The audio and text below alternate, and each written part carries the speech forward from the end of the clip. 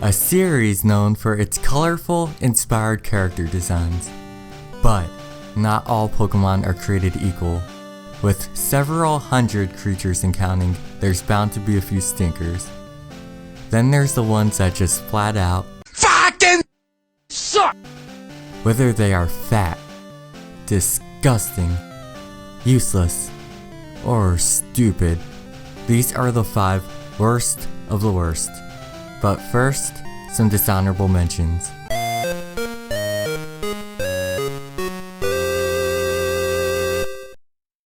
His design is pretty good actually, but his name is so uninspired it warrants a spot. It's a Pokemon based after Seal, so let's name him Seal. Brilliant.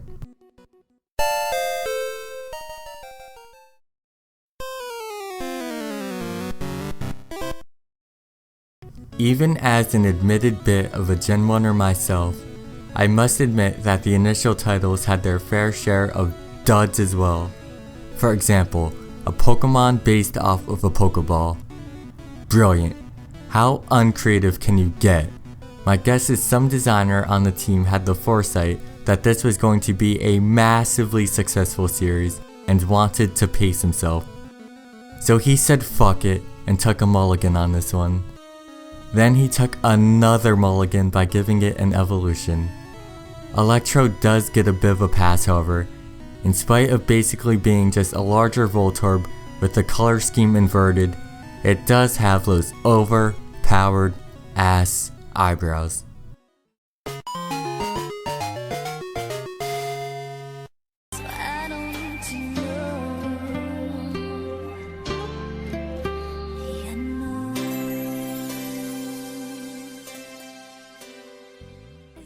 Unknown's design is interesting in the sense that it's reminiscent of ancient Egyptian hieroglyphics. However, it feels like it would have been best left as a film exclusive character. It's odd to see Pokemon fight was basically a giant floating eyeball.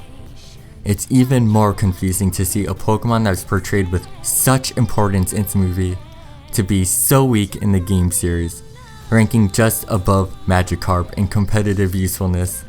This is only compounded by the sheer abundance of these things. Did we really need an unknown for each letter of the alphabet, special characters, and Morse code?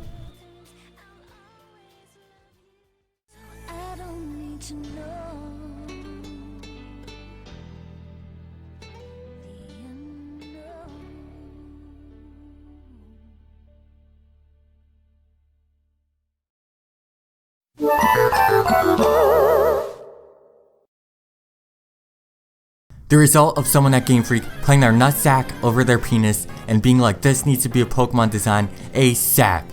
The fact that their designs are so derivative that they look one and the same only adds to the problem.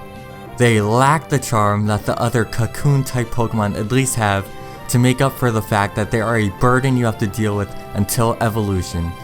Furthermore, they are bug type Pokemon, the worst typing in the series due to their underpowered stats and staggering amount of weaknesses. Now throw in the fact that you have to babysit these things through a few levels, and it only adds insult to the grievous amount of injuries these things have probably sustained in Crobat. I mean combat.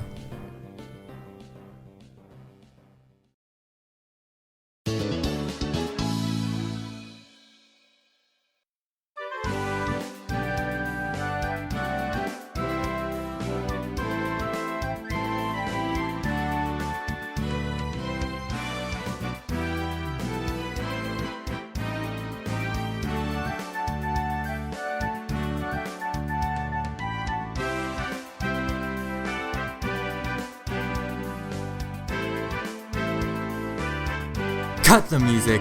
Cut the music! And cut the f***ing video. The last thing Pokemon needed was a vibrator. The second to last thing it needed was the millionth Pikachu knockoff, and one that looks haphazardously thrown together at that. Looking like if you described Pikachu to a 5-year-old with diabetes who has never heard of Pokemon before and gave them 5 minutes to draw what was described to them. The Den much like his contemporaries in battle, is very fragile on the defensive side. However, unlike them, he is not overpowered enough offensively to make up for this. In fact, all of his stats except speed are sorely lacking. Easily the worst of these spin-offs from both a battle and design standpoint. Morel was a letdown after all the hype, sure, but it was cute enough, and the water typing made it a unique take on Pikachu. And if you've ever played Super Smash Bros. Melee, you can't help but sympathize with Pichu's plight. The poor thing can't even function without hurting itself. Tragic. The Den has no such qualities to stand out as anything more than a homeless man's version of Pikachu.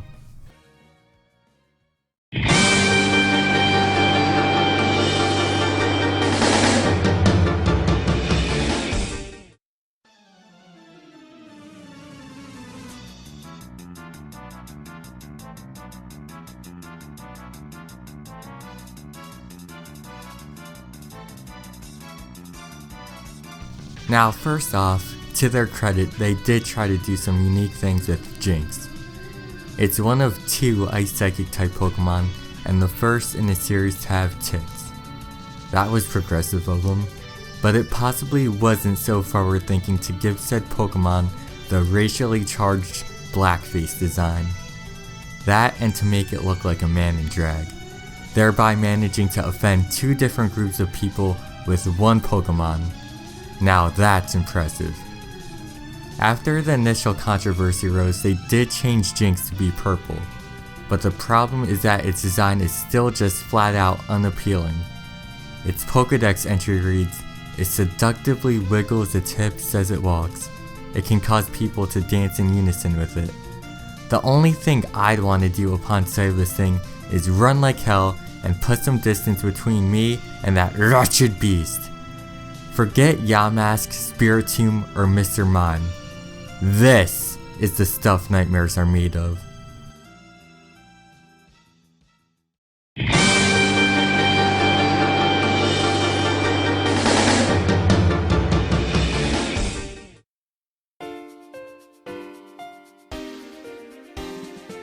Looking like the version of Magnemite, its design feels almost too cartoony for Pokemon, seeming more at home in a 1920s Mickey Mouse cartoon.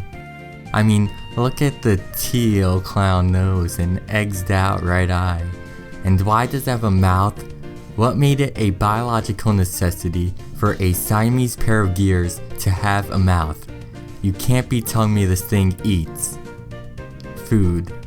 Maybe I'm overthinking things, but this has to be the least practical Pokemon from a non-battling perspective. Like, isn't the whole point of gears to be productive, to make the factory function? But now we have to provide the sentient gears with a paycheck, workers' rights, and make sure it's happy and emotionally stable enough to do its job? How inconvenient. Now, this isn't the first time an inanimate object has been turned into a Pokemon, and it won't be the last, but feels like they gave Clink one too many human characteristics compared to its peers. The kicker in all this is if you spent the time to get to its 3rd evolutionary stage. You end up with a mon that's only above average stat is its defense.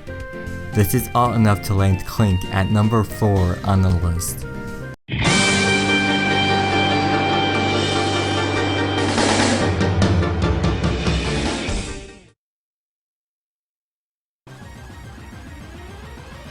Some Pokemon evoke fear through their badass design. Some evoke aww for their cute design, and then some like Vullaby just evoke laughter. It's a gothic chicken. Now the idea of a gothic looking Pokemon isn't doomed from the start. Hell, Staraptor is one of my favorite Pokemon designs, but this kind of thing just doesn't work here. I don't care how hard you try, you can't make a chicken look badass, and as a dark type Pokemon, that's what this thing is supposed to be. Like some poor villain grunt in the game has to fight you and try to be taken seriously with his evil chicken.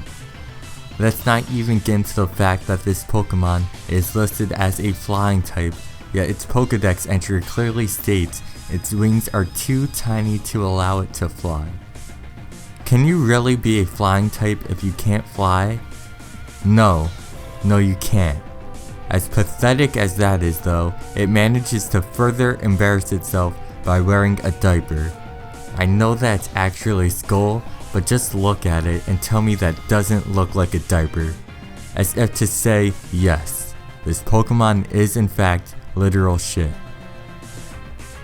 The one saving grace that prevents Volibee from being a complete joke is the fact that it evolves into Mandibuzz, a defensive powerhouse with surprising quickness. It's bulky enough that will stop all but the most elite physical attacking Pokemon in their tracks. Mandibuzz's own physical attack stat is weak, but with foul play it can use its opponent's attack power against it, and Roost recovers half its health, making it an all-out tank. So yeah, I'm not happy about it, but I guess that means there's room on my team for Volibee. What level does this thing evolve at again?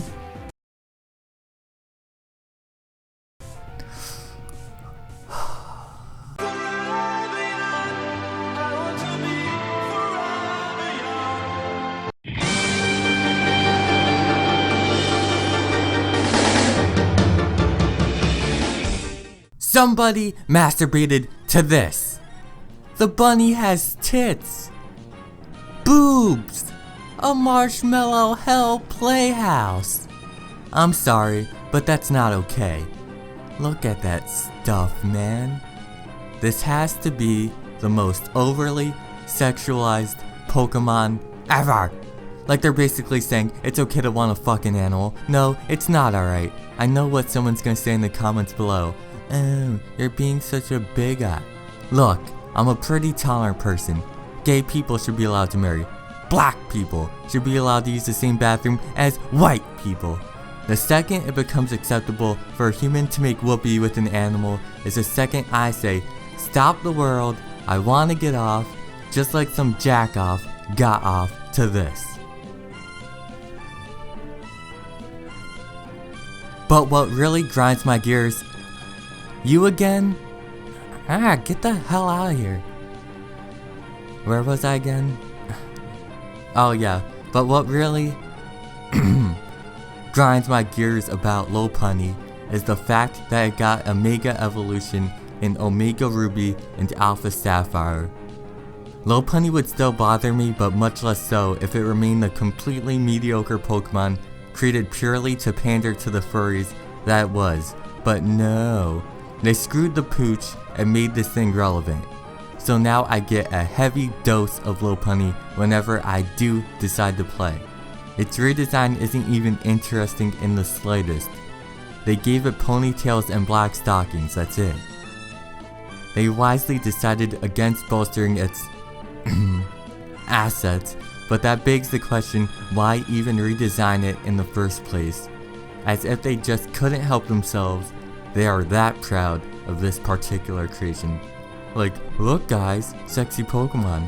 Look guys, sexy Pokemon. I'm not against fan service, but leave that to your human characters. I shouldn't have to tuck my ass away in the corner of the room, isolated from everyone else, checking my surroundings every 2 seconds so I can feel safe Google searching a Pokemon.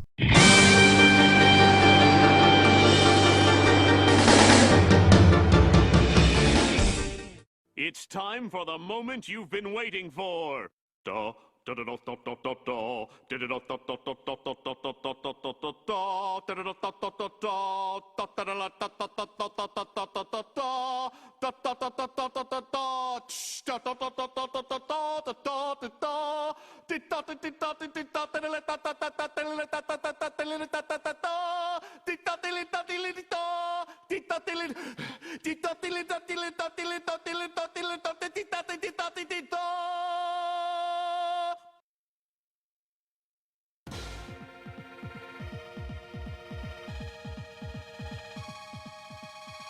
Are you fucking kidding me? An ice cream cone? Mother of God, Jesus, Mary and Joseph, Hail Mary, Austin 3:16. Yea, though I walk through the valley of the shadow of death, I will see no evil. I will fear no evil. Please, through some divine intervention on my spiritual journey throughout the Pokemon world, explain to me how some demonic entity was released from its Pandora's box long enough to inhibit the body of a game designer and unleash this ungodly, sacrilegious mixture of aged dairy upon unassuming, unsuspecting gamers worldwide. Hallelujah! Holy shit! And not just any ice cream cone, an ice cream cone that evolves twice. Not once, twice. Typically things evolve to increase their survival skills. I think not being a fucking ice cream cone would be a good first step towards that, but maybe that's just me. How'd that Ben and Jerry's meeting go, by the way? Our ice cream names aren't stupid enough. Oh yeah, and make our ice cream stronger. Its moveset is brilliant, not because it's good, but because it's horrific. Pokemon would be ruined forever if Vanillite was a viable Pokemon in the metagame. It's bad enough that fucking dragons, fucking ghosts, and the goddamn fucking Pokemon version of God can legitimately be defeated in battle by a thrice cream cone. How does it reproduce? I refuse to even entertain the notion that this thing can have a penis or vagina, yet it's able to breed with other Pokemon. I'm not moving on from this. How do you have sex with an ice cream cone? It's pretty bad when you make Wailord and Skitty seem perfectly natural, and that's an 800-pound whale mating with a 50-pound kitten. This actually gives me a reason to want to live to an old age, even if that means seeing my closest friends and loved ones die, because much like there are people who deny the Holocaust, there are going to be people who deny Vanillite's existence, and I'll be there to remind them of the horror we endured and to ensure that this tragic abortion of all things good doesn't befall the pristine, near pristine Pokemon name ever again.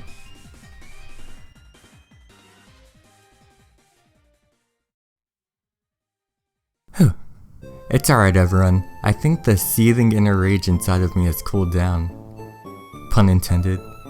Thanks for watching the video, and if you enjoyed it, please make sure to subscribe for even more videos, share it on social media, and check out my site vcp95.com for written lists and other content as well. I know I'm asking a lot of you, but I believe in you. You can do it. Didn't like the video? Well, stuff anyways.